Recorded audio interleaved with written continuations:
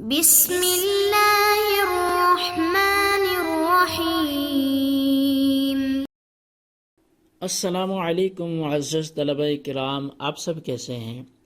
آج ہم اصول الشاشی کے سبق نمبر 64 کو پڑھیں گے۔ آج کے سبق کا عنوان ہے خفی کی تعریف و مثال۔ آج کی ہماری عبارت فالخفیو سے شروع ہوتی ہے۔ آئیے سب سے پہلے عبارت پڑھتے ہیں، اس کا ترجمہ کرتے ہیں اور اس کے بعد باقاعدہ تفصیل کی طرف بڑھتے ہیں۔ مصنف علیہ رحمہ لکھتے ہیں فالخفی ما خفی المراد به بعارض لا من حیث الصیغۃ۔ پس خفی وہ لفظ ہے کہ جس کی مراد کسی امر عارض کی وجہ سے پوشیدہ ہو، نہ کہ صیغہ کے اعتبار سے ہو۔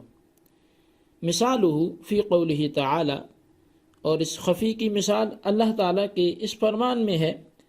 والسارق والسارقۃ فاقطعوا ایدیہما، کہ چوری کرنے والا اور چوری کرنے والی پس ان دونوں کے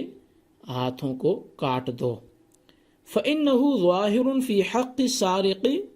خفی فی حق الطرار والنباش،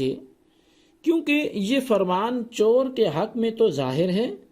جبکہ جیب کترے اور کفن چور کے حق میں خفی ہے۔ یہ تھی ہماری عبارت اور اس کا ترجمہ۔ اس عبارت میں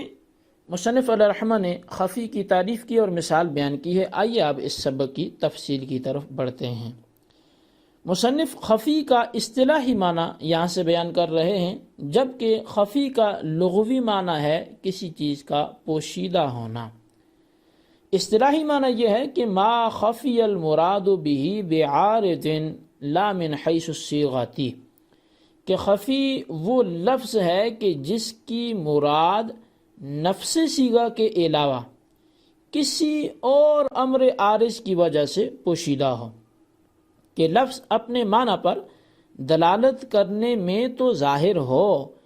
لیکن کسی دوسری وجہ سے اس میں خفا پایا جائے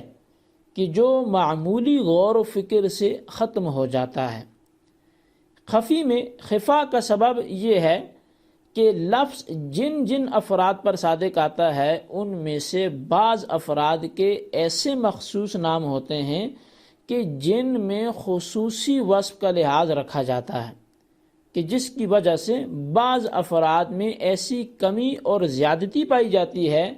کہ وہ وصف ایک دوسرے کو جدا کر دیتا ہے۔ ابھی تک تو خفی کی تعریف کی وضاحت تھی، اب آئیے خفی کی پہلی مثال کو سمجھنے کی کوشش کرتے ہیں۔ قرآن کریم سے مصنف الرحمٰن نے خفی کی پہلی مثال کو بیان کیا ہے۔ تو قرآن کریم میں اللہ تبارک و تعالیٰ ارشاد فرماتا ہے والسارق والسارقۃ فاقطعوا ایدیہما، کہ چور اور چورنی یعنی چوری کرنے والا مرد اور چوری کرنے والی عورت جب یہ چوری کریں تو ان دونوں کے ہاتھ کاٹ دو۔ اب اس آیت میں لفظ سارق مفہوم لغوی اور مفہوم شرعی دونوں لحاظ سے ظاہر ہے، یعنی کہ اس کا جو لغوی مفہوم ہے وہ یہ ہے کہ سارق سرقہ سے ماخوذ ہے اور اس کا معنی چوری کرنا ہے، اور اسی کا شرعی مفہوم یہ ہے کہ چور کے چوری کرنے پر ہاتھ کاٹنا یہ واجب ہے، مگر لفظ سارق طرار نباش کے حق میں خفی ہے، یعنی جیب کترنے والے کو طرار بولتے ہیں اور کفن چوری کرنے والے کو نباش بولتے ہیں۔ تو اب لفظ سارق جو قرآن کریم میں استعمال ہوا ہے یہ چوری کرنے والے کے حق میں تو ظاہر ہے، جبکہ جیب کترا اور وہ جو کفن چراتا ہے ان کے حق میں یہ لفظ خفی ہے۔ خفی اس لیے ہے کہ سرقہ کی تعریف میں جو یہ جیب کترا یا نباش ہے اس پر کلام آ جاتا ہے، کیونکہ چوری کرنے کی تعریف یہ ہے، سرقہ کی تعریف یہ ہے کہ مال محفوظ محترم کو خفیہ طریقے سے لینا، یہ چوری کہلاتا ہے۔ اور اس کا حکم یہ ہے کہ جب چور 10 درہم یا اس کی مالیت کی چیز چوری کرے تو اس کا ہاتھ کاٹا جائے گا۔ لیکن اسی معنی کو جو سرقہ کا یہاں بیان کیا طرار اور نباش کے حق میں دیکھا جائے تو وہ خفی ہے۔ معنی کا خفا ایسے امر عارض کی وجہ سے ہے جو خود لفظ طرار اور نباش میں موجود ہیں۔ وہ امر عارض یہ ہے کہ عرف عام میں کوئی بھی شخص جیب کتری اور کفن چور کو سارق نہیں کہتا، بلکہ ان دونوں کے لیے الگ الگ الفاظ کی وضع ہے کہ جیب کترے کو طرار اور کفن چور کو نباش کہتے ہیں۔ اگر عرف عام میں جیب کترا اور کفن چور چور ہی ہوتے تو ان کے لیے بھی لفظ سارق استعمال ہوتا، جبکہ جیب کترے کے لیے طرار اور کفن چور کے لیے نباش کا لفظ استعمال کیا جاتا ہے، جبکہ ان دونوں میں سے کسی پر بھی لفظ سارق کا اطلاق کیا ہی نہیں جاتا، جس سے معلوم یہ ہوتا ہے کہ یہ دونوں سارق نہیں ہیں، لہٰذا ان پر سارق کا حکم بھی جاری نہیں ہوگا۔ یعنی کہ ڈیمانڈ یہی ہے، تقاضا یہی ہے کہ سارق کا حکم ان دونوں پر جاری نہیں ہونا چاہیے، جبکہ طرار پر سارق کا حکم جاری ہوتا ہے کہ اس کا ہاتھ کاٹا جائے گا، یعنی جو جیب کترا ہے اس کا ہاتھ کاٹا جائے گا، اور نباش پر جو سارق کا حکم ہے وہ جاری نہیں ہوتا، یعنی اس کا ہاتھ نہیں کاٹے جاتے۔ طرار پر سارق کا حکم لاگو ہونے اور نباش پر سارق کا حکم لاگو نہ ہونے کی وجہ یہ ہے کہ جب سارق طرار اور نباش کے حق میں خفی ہے، اور خفی کا حکم یہ ہے کہ اس میں غور و فکر کیا جائے گا، یہاں تک کہ خفا دور ہو جائے اس وقت تک غور کیا جائے گا۔ جب ہم نے ان میں سے ہر ایک پہ غور کیا، ہم نے طرار کے معنی میں غور و فکر کیا، تو معلوم ہوا کہ سارق کے معنی کی بنسبت طرار کے معنی میں زیادتی ہے۔ وہ اس طرح کہ سارقہ کا مطلب کیا ہوتا ہے کہ مال محفوظ محترم کو خفیہ طریقے سے لینا، کہ جس کی وجہ سے وہ مالیت اگر 10 درہم ہو تو ہاتھ بھی کاٹے جاتے ہیں، تو مال محفوظ محترم کو خفیہ طریقے سے لینا یہ سرقہ ہے، جبکہ مال محفوظ محترم کا مالک بیدار ہو اور حفاظت کا ارادہ رکھتا ہو، مگر ذرا سی غفلت کی وجہ سے مال کا لینا یہ طرار ہے، یعنی جیب کاٹنا ہے۔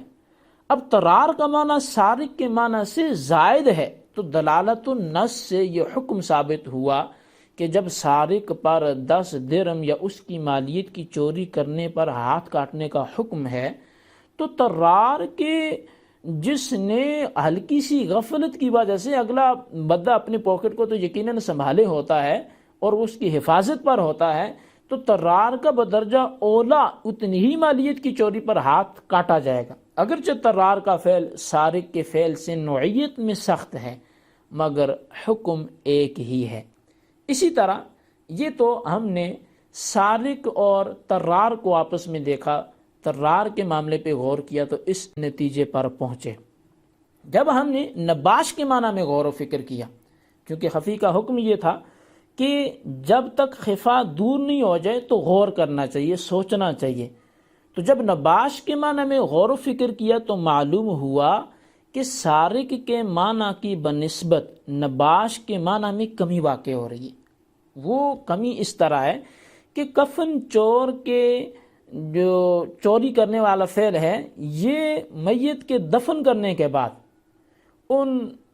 اس میت سے یا ان مردوں سے یہ جو کفن چوری کرتا ہے،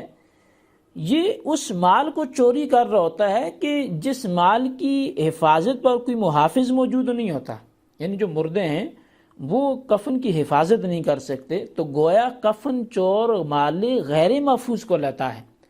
اور چونکہ سرقہ میں یہ تھا کہ جو مال محفوظ ہو اور اس کو لیا جائے تو یہ چوری تھی، اور جو کفن چور ہے یہ کفن چرا رہا ہے، اور کفن کو چرانے کی وجہ سے اس پر حد اس لیے نہیں لگ سکتی کہ وہ مال محفوظ نہیں ہے، کفن کی حفاظت پر کوئی بندہ مامور نہیں ہے، جبکہ سارق مال محفوظ کو لیتا ہے۔ جب نباش کے معنی میں سارق کے معنی کی بنسبت کمی ہے تو نباش پر یعنی کفن چور پر سارق کا حکم بھی جاری نہیں ہوگا۔ یہ مذہب طرفین کا ہے، یعنی امام اعظم ابو حنیفہ اور امام محمد رحمہ اللہ تعالیٰ کا ہے، جبکہ امام شافعی اور امام ابو یوسف رحمہ اللہ تعالیٰ کے نزدیک کفن چور کا بھی بطور حد ہاتھ کاٹا جائے گا، اور نباش کا بھی بطور یعنی کہ طرار کا بھی بطور حد ہاتھ کاٹا جائے گا۔ تو طرفین کے مذہب کی بات یہی ہے، اگر ان کی لاجک دلیل سمجھی جائے تو وہ یہی ہے کہ جب نباش کے معنی میں بنسبت سرقہ کے کمی واقع ہو گئی ہے تو حد میں شبہ آ گیا ہے، اور چونکہ حدود کے معاملے میں یہ واضح اصول ہے